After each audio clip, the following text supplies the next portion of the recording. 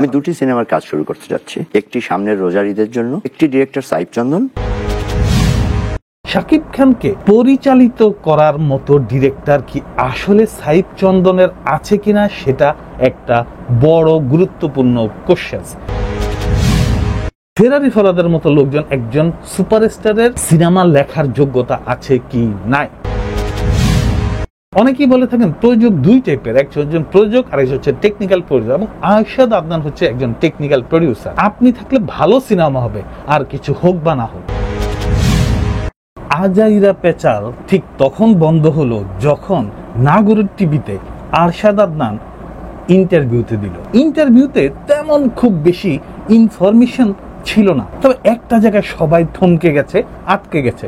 সেটা হচ্ছে আরশাদ আদনান শাকিব খানকে নিয়ে আগামীতে আরো 5টি সিনেমা নির্মাণ করবেন। সেই 5টি সিনেমা নিয়ে আতঙ্কের শেষ নেই শাকিব খান ভক্তদের।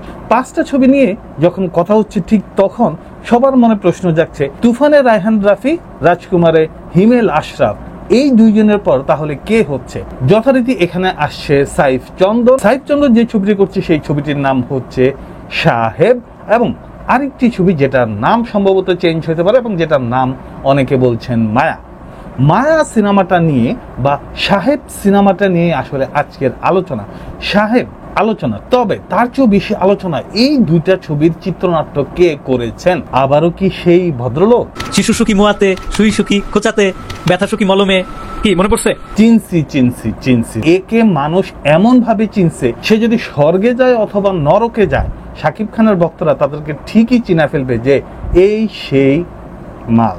এত জঘন্য ঈদের গান সম্ভবত পৃথিবীর ইতিহাসে আর হয় নাই। এই সেই ফেরারি ফরহাদ আজকে আলোচনার বিষয় নয়। আলোচনার বিষয় হচ্ছে বেসিক্যালি শাকিব খান এবং শাকিব খানের ডিরেক্টর। শাকিব খানের সিনেমা কারা করবে? একটা সময় ছিল বাংলা ফিল্ম ইন্ডাস্ট্রিতে সর্বোচ্চ হিরো যারা ছিল, সর্বোচ্চ ব্যস্ত হিরো, সর্বোচ্চ নামী হিরো, দামি হিরো যারা ছিল, তাদেরকে ওই সময়কার সর্বোচ্চ দামি এবং নামী ডিরেক্টররাই পরিচালনা করতেন। এর পরবর্তী সময় যখন ইলিয়াস কাঞ্চন, মান্না, রুবেলের সময়টা চলে আসলো, তখন আমরা পেলাম আরো কিছু ট্যালেন্টেড ডিরেক্টর, যেমন শহীদুল ইসলাম খোকন, এবং তার পাশাপাশি পেলাম মালেক আফসারীকে। বলা হতো যে বাংলাদেশের film superstar director Shahidul Islam Khokon এবং মালেক আফসারী, তাদের মতো ট্যালেন্টেড ডিরেক্টর সেই 90-এর দশক থেকে আজ পর্যন্ত আমরা সেই ধরনের ট্যালেন্টেড ডিরেক্টর পাইনি।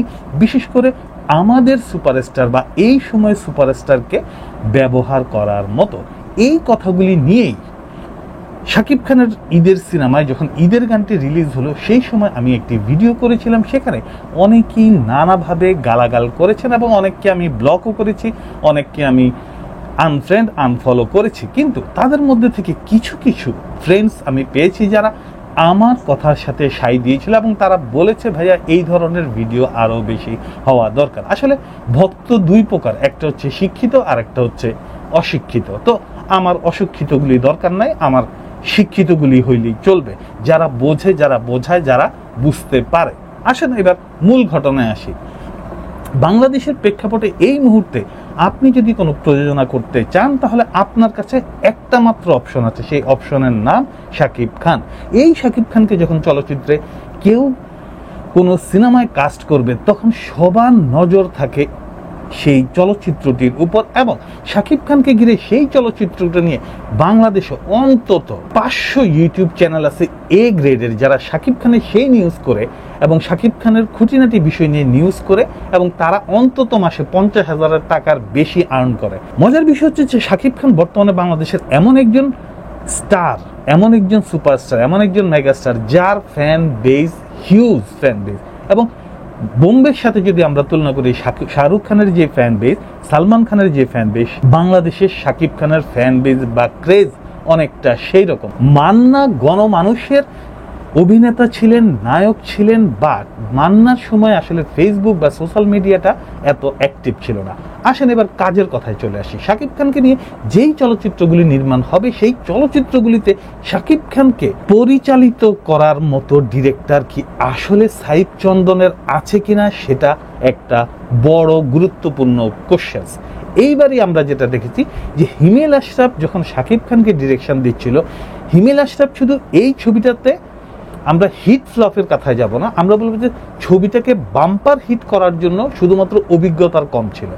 এই অভিজ্ঞতাটা যদি সে আরো 10 বছর ফিল্মের সাথে থাকে তাহলে এই অভিজ্ঞতা হয়। যেহেতু সে ফিল্মের সাথে 10 বছর নাই, সেই কারণে সে জানতেছে না যে ঈদে বা একজন সুপারস্টারকে কোন প্যাটার্নের মুভিতে কাজ করতে হয়। আপনারা যদি একটু খেয়াল করবেন যে শাহরুখ খান বা সালমান খান যেই সিনেমাগুলিতে কাজ করে, আমরা যদি বলি সালমান খানের যে ছবিগুলিতে সে কাজছে, যেমন আপনারা হয়তো জানেন একটা সিনেমা আছে যে মুন্নিকে পাকিস্তান থেকে আনছে, ওই রকম সিনেমা কিন্তু সে লাস্ট 10 বছরে মাত্র একটি করেছে। কারণ ওই টাইপের স্যাড বা গল্প প্রধান ছবিগুলি সব সময় চলে না। সালমান খানকে মানুষ মার কাট সিনেমায় দেখতে চায়, বিশেষ করে ঈদে বা ফেস্টিভ্যালে যখন তাদের সিনেমা রিলিজ হয় তখন তাদেরকে এমন একটি সিনেমা উপহার দিতে হয় যেটাতে ফুল প্যাকেজ থাকে, যেটাতে হাসি থাকবে, কান্না থাকবে, দুঃখ থাকবে, কষ্ট থাকবে, এন্টারটেইনিং থাকে। সবচেয়ে বড় কথা যেটা, সে এন্টারটেইনিং এর যে জায়গাটা, সেখানে শাকিব খান পরপর 2টা সিনেমা প্রায় একই ক্যাটাগরিতে করে ফেলা।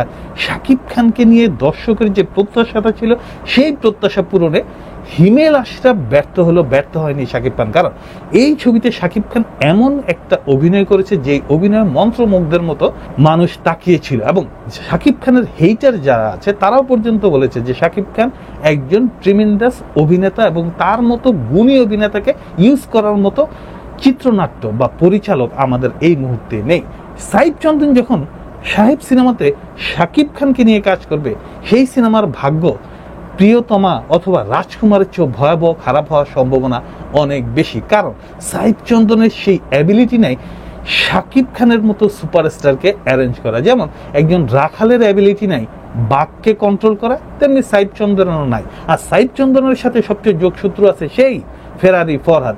সেই ফেরারি ফরহাদ যিনি ফেরারি ফরহাদ ঈদের গানই আপনাদের মনে করিয়ে দিবে যে কে এই ফেরারি ফরহাদ। সেই ফেরারি ফরহাদ যে কিনা হিমেল আশরাফের সাথে নানাভাবে নানা ছলে বলে কলে কৌশলে 1টি বা 2টি সিনেমাতে কাজ করার সুযোগ পেয়েছে, এবং তার মধ্যে একটি ছিল সেই নোলক ডিজাস্টার ফ্লপ। ঈদের সিনেমার যে গানটি সে লিখেছে সেটা আরো ফ্লপ। এইবারে শুনলাম সে মায়া সিনেমাটাও সে তার লিখনিতে লেখা হচ্ছে, সেটা সুপার ডিজাস্টার হবে, এতে কোনো সন্দেহ নাই। হিমেল আশরাফ বা সাইফ চন্দন এরা পাওয়ার ইউটিলাইজ করতে পারে না, পাওয়ারটা খাটাইতে পারে না। কারণ হচ্ছে এদের বয়স কম, এদের অভিজ্ঞতা কম, এদের ফিল্মে এদের কেরিয়ারটা সেইভাবে এখনো জ্বলে উঠতে পারে না, যার ফলে ফেরারি ফরহাদের মতো লোকজনরা এদেরকে উপর ডমিনেট করে। আপনারা যদি একটু খেয়াল করে দেখেন লিপস্টিক সিনেমাটা কেন ঈদের পরেও ভালো চলছে, কারণ সেই ছবির মেইন স্ট্রিমের যে হিরো হিরোইন আছে তারা ততটা নতুন না, কিন্তু সেই ছবির গল্পটা অনেক বেশি এঙ্গেজিং, অনেক বেশি এন্টারটেইনিং, এবং যার ফলে ঈদের পরে তারা প্রায় 40টা হল পেয়েছে। এবং এই কারণটা হচ্ছে সেই ছবির গল্প। সো দ্যাট সেই ছবির গল্পটা কে লিখছে? আব্দুল্লাহ জহির বাবু। আমি বলছি না যে আব্দুল্লাহ জহির বাবুই শেষ কথা, বাট হি নোজ ফিল্ম। সে জানে কিভাবে ফিল্ম মেকিং করতে হয়, সে জানে এই বাংলা সিনেমাকে কিভাবে দর্শকের বা অডিয়েন্সের কাছাকাছি নিয়ে আসতে হয়। তবে আগেই বলছি যে তিনি যে শেষ কথা বা আব্দুল্লাহ জহির বাবুই যে শেষ কথা এমন কিছু না। তবে এখানে কোনোভাবেই ফেরারি ফরহাদের মতো লোকজনকে সুযোগ দেওয়া উচিত না, কারণ তারা ফিল্মকে খোঁচা দিতে আসছে, উঠাইতে না, এবং তাদেরকে হাত ধরে ফিল্ম উঠবেও না।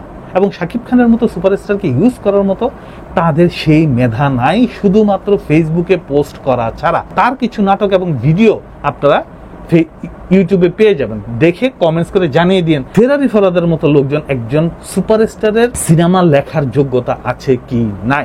এবার আসি আরশাদ আদনানের কাছে। আরশাদ আদনান ভাই, you are the most amazing person in our film industry. এই কিছুদিন আগেও যদি আমরা 20 বছর আগের কথা চিন্তা করি, তাহলে বাংলা ইন্ডাস্ট্রিকে জাস্ট ঘুরিয়ে দিয়েছিল সেই লোকটার নাম ছিল দীপজল।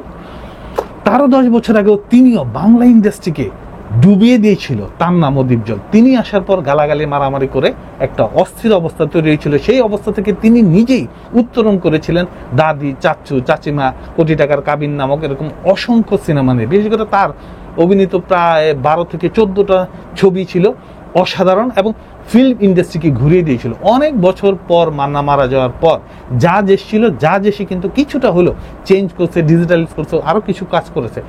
এরপর আরশাদ আদনান এসছে। আরশাদ আদনান শুধু একজন আরশাদ আদনান না, আরশাদ আদনান একজন প্রযোজক, আরশাদ আদনান একজন মেধাবী প্রযোজক, এবং অনেকেই বলে থাকেন প্রযোজক দুই টাইপের, একজন প্রযোজক আর একজন হচ্ছে টেকনিক্যাল প্রডিউসার, এবং আরশাদ আদনান হচ্ছে একজন টেকনিক্যাল প্রডিউসার। এই ইন্ডাস্ট্রিকে আপনি আরেকটু দেওয়ার পালা। আপনি যদি ভাই এই ইন্ডাস্ট্রিকে আরেকটু দেন তাহলে আমরা বেঁচে যাই। আমাদের ভিডিও করে আমরা এই সমস্ত কথা বলতে চাই না, আমরা বলতে চাই আপনি দয়া করে ফিল্মের লোক ফিল্মে রাখেন, নাটকের লোককে ফিল্মে আইনেন না। আপনি দয়া করে একজনকে যদি সুযোগ দিতে চান তাকে দিয়ে ছোট ছোট বেশ কিছু কাজ করিয়ে তারপর সুযোগ দেন। একবারই শাকিব খানকে যদি দিলে সে খেয়ে আইয়ে ফেলবে, সে কাজ করতে পারবে না। শাকিব খানের এত ফ্যান বেসগুলি কষ্ট পাবে, তারা হার্ট হবে, এবং আপনার মতো প্রডিউসারকে আমরাও হারাতে চাই না। কারণ আপনি থাকলে ভালো সিনেমা হবে, আর কিছু হোক বা না হোক।